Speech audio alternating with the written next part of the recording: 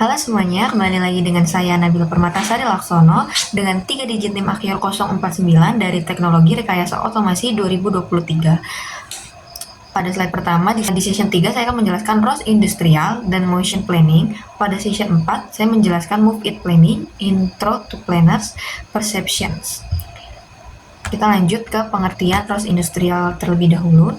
ROS Industrial adalah proyek yang dikembangkan untuk membawa kemampuan ROS ke dalam lingkungan industri. Ini mencakup pengembangan perangkat lunak, alat, dan pustaka yang dirancang untuk memenuhi kebutuhan spesifik industri seperti kontrol robot, pemrograman, dan integrasi dengan perangkat keras industri. Kelebihan ROS industri sendiri adalah ROS Industrial dirancang untuk bekerja sebagai jenis robot dan perangkat keras industri, sehingga memudahkan integrasi dengan sistem yang ada. Kekurangan ROS Industrial sendiri yaitu menyediakan alat untuk pengujian, implementasi di dunia nyata seringkali memerlukan pengujian dan validasi tambahan untuk memastikan bahwa sistem berfungsi dengan baik dalam kondisi industri yang beragam. Lanjut ke slide berikutnya, yaitu arsitektur. Arsitektur ROS Industrial dirancang untuk mendukung integrasi robotika dalam lingkungan industri dengan cara fleksibel.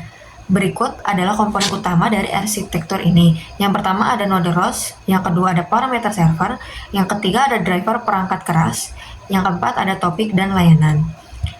Lanjut ke slide berikutnya, ada capabilities. Kapabilitas ROS industrial mencakup berbagai fitur dan fungsi yang dirancang untuk memenuhi kebutuhan aplikasi industri.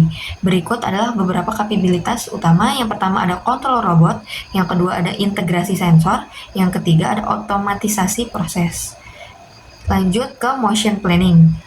Itu ada 4. Yang pertama ada examine movable planning environment, yang kedua ada setup new robot, yang ketiga ada motion planning atau revis, yang terakhir ada motion planning C++.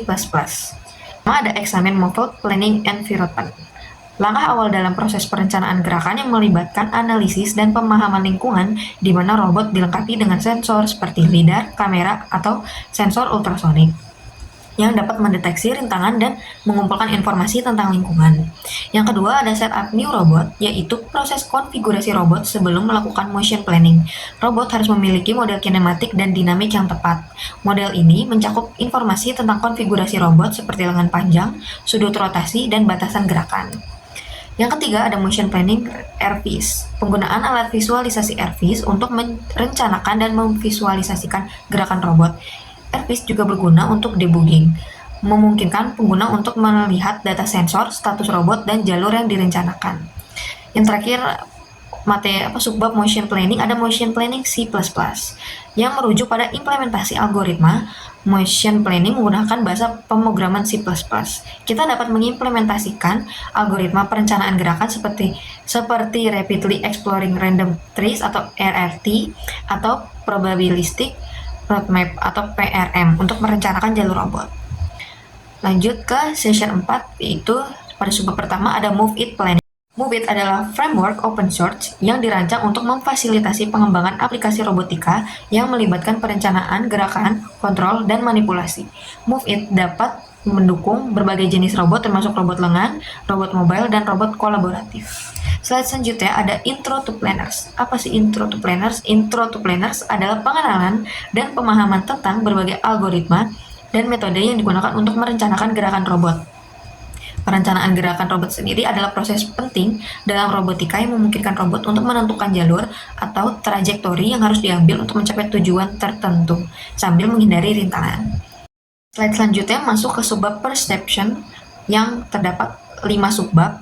Ya, kita bahas yang pertama dulu, yaitu ada kalibrasi atau calibration. Kalibrasi adalah proses krusial dalam sistem persepsi yang memastikan akurasi data yang diperoleh dari sensor. Subbab kedua ada point cloud file. Point cloud adalah representasi data 3D yang terdiri dari sekumpulan titik yang merepresentasikan bentuk dan struktur lingkungan. OpenCV adalah pustaka open source yang sangat berguna untuk pengolahan citra dan visi komputer. Yang keempat ada PCL, Point Cloud Library. PCL adalah pustaka yang dirancang khusus untuk pengolahan dan analisis data point cloud dalam konteks robotika. Yang terakhir ada PCL Command Line Tools. Sama seperti sebelumnya, PCL-nya itu Point Cloud Library, cuma menyediakan antarmuka yang mudah digunakan untuk melakukan berbagai operasi pada data point cloud tanpa perlu menulis kode. Sekian dari saya tentang sedikit penjelasan materi ROS Industrial. Mohon maaf apabila masih ada kekurangan dan kesalahan kata. Sampai jumpa di materi selanjutnya.